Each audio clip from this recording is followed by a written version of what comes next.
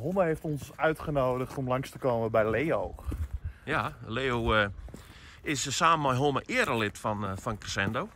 Erelid? Wat is een erelid? Een erelid is een lid die een grote staat van verdiensten heeft. En ja, die wordt dus waardeerd, beloond, belienen.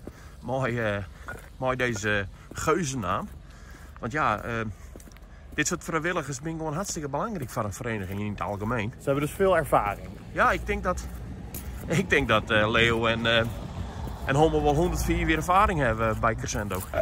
Nou, dat komt goed uit. Want Crescendo heeft ook 105 jaar.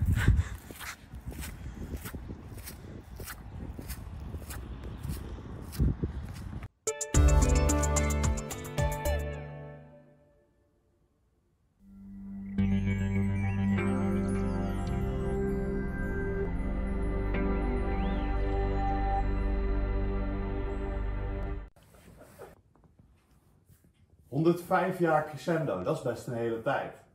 Hoe is dat voor jullie ooit begonnen? Hoe dat begint, ja. Oh ja, dat weet ik haast niet eens meer. Hoe lang geleden is het ongeveer? Vroeger wie het zei, nou je hebt een duvel en oefen maar wat. Nou, dan kon ze weer een boekje en dan maakt het oefenting. En dan deed die kan net zeggen, ik ken het wel aardig. En dan komt ze het korps, dan krijg je er niks van. Dan denk je, wat is dit hier alweer? Ja. Bij mij wie het wel een beetje oors. Bij u thuis kwam de orgelleraar. En al mijn broers en zussen die zitten op orgelles. En daar hier geen zin in. Nou, dan mocht ik naar het korps staan. En zei het niet. Ik heb op het beugel zitten en letterlijk op een S-bos. Ja, wij zijn collega's. Ja? Collega-bosses, ja. Ja, jongen, je is een groot dino. En die moest elke keer hem maar slepen. Ja. Ja, en dan ben ik daar op de boerderij, daar de Drie Pebbles. En niet zo liets auto's zie ik. Nou, die moest mij. Ik moest dan weer ophellen. Ik had de auto vol. Discipline. Dan moest me altijd op repetitie komen. Dan waar ik altijd op omhouden. Thuisoefening. Thuisoefening, ja. En we repeteerden vroeger in het gebouw bij de hervormde kerk. In ons gebouw werd mevrouw Dekker altijd bijna het. Daar gingen we altijd repetitie. En dan gingen we in de pauze een TNT of een bakje koffie. Oh, dat weet ik eigenlijk net Ja, niet. Daar weet ik eigenlijk niks meer van. Dat weet ik nog wel. Wel, dat was een vergadering in. Ja. En dan komt ze chocolade maken. Nou, ik heb dat net verteld.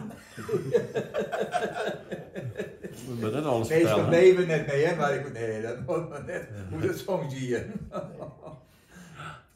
Als men stil was, dan wil ik het even vertellen. Maar. Dan doen we een boetenuitzending even, hè? Ja. Ja. Maar ik weet wel, toen ik voor de eerste keer op repetitie kwam, dan kon ik eigenlijk alleen maar het inspeelwerkje mooi spelen. Dat kon aan, voor de rest is de hele jongen van Piet Snod erbij. Ja, jong. Dat kan je nog niet meer begrijpen, maar dat zou hier uit. Wij hebben nooit leshand. Echt les net, nee. Ja, ik wel. Ja, ik net, nee. Dus hoe heb je het dan geleerd? Ik moest mezelf wat leren. Je hebt gewoon jezelf geleerd bugel spelen. Ja. En dan zat je thuis met bladmuziek of kon je überhaupt bladmuziek lezen? Ah joh, hier niet een boekje, ik zei psalmboekje. Nieuwe klanken zeker. Oh, misschien. Van Timmersma. Oh ja, psalmen. Psalmen van Timmersma. Ja. Ja. En En dan doen ze thuis tegen, nou, het ligt net zo kijken. Hè? Nou, kom dan maar. Nou, beginnen. Ja, ik zeg. Vooral in de jaren 80 hebben we dan wel meer grotere concerten met artiesten en samen met Margriet Eshuis en Bert Heren. Dat soort dingen, maar dat was al in de jaren 80. Ja. Maar daarvoor, ja, dat weet ik eigenlijk niet. Hier wat concerten in de echte kerken, denk ik. Hè? Ja. En hier is het concert met de mannenkoor. En mijn toneelvereniging. En zij moest en ik bij zangvereniging. Ja, klopt, ja. Oh, jongen. Ja, zo wie het vroeger. Zo weer het vroeger. Ja. Ja, Ja, weet ik net maar. vorig jaar ben we dan naar Raststeden geweest in Duitsland. Toen wij optreden ziet de zaal net vol. Het is meer van jezelf. Van jezelf, ja. En ben al Friese orkesten die er komen, dus het is nou heel gezellig. Ja. Helemaal leuk.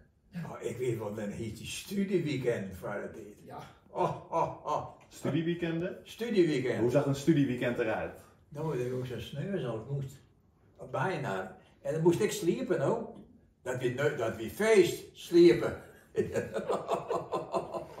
juist, ja. En we gaan natuurlijk met jeugd, ik ga altijd op kamp, hè, naar Kouden. Dat is natuurlijk ook legendarisch. De Kuilaars, we zijn jarenlang met de jeugd naar Kouden geweest. Ja. En trouwens, de oude bij mij is jeugdorkest naar Schiermonnikoog geweest, een lang weekend. Op concours. Dat is natuurlijk wel heel bijzonder. Ja. Ja, ja. Nou, Ja, dat heb ik gedaan, maar de week van het korps ook. ja, toen is het al lang. Ja. Ja, ik heb nog een keer, ik denk wel de share wat ze dat doen. Toen ben ik in mij geweest naar de Kuilaar. Ja. Waar we dat doen. Ik vind toch gewoon een beetje nieuwsgierig hoe dat weer. Ja, maar ja, het is heel leuk, hè? Ja. Ja. Nou, zag ze wat. Ja. Ja.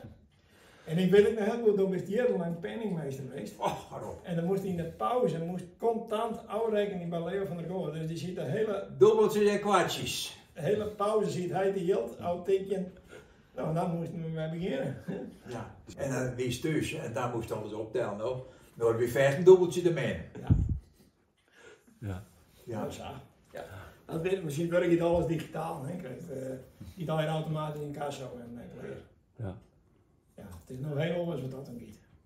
Maar wel makkelijker, klopt. Oh, het hier ik wel. Ja. Het hier ik wel. Het weer zat het weer. Ja, het weer zat het weer. Je weet denk het beter.